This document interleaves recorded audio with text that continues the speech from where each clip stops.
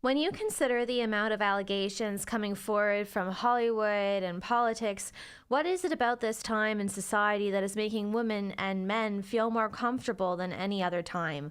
Would it have happened without the hashtag? I think it's important when we talk about Me Too and everything that's happened recently in the media in terms of starting to create safer spaces for survivors to disclose, is to acknowledge that Me Too is not a new thing.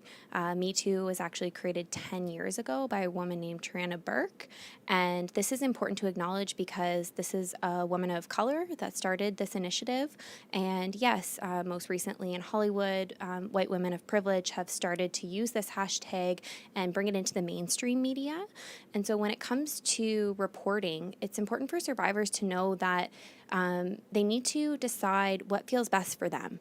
And so Me Too is having some wonderful kind of breakages as it's pushing through to create spaces where more women feel comfortable coming forward and talking about what's happened to them.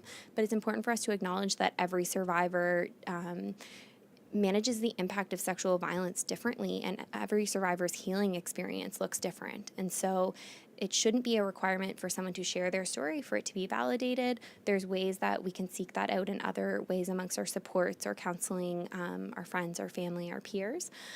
So I think it's important for individuals to acknowledge that just because you don't share it publicly doesn't take away from the fact that what happened to you is not your fault, and that there are people in your life that believe you, and specifically here at Fanshawe that we have services for you.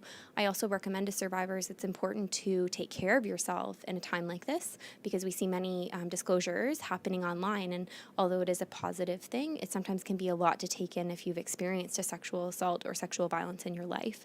And so acknowledging that it's okay to take a break and look after yourself, your safety and your wellness is the most important thing. You get to decide who you share your story with, when you share it, how you share it, or if you ever do share it. And that is important for survivors to know, because sexual violence isn't about sex. It's about power and control.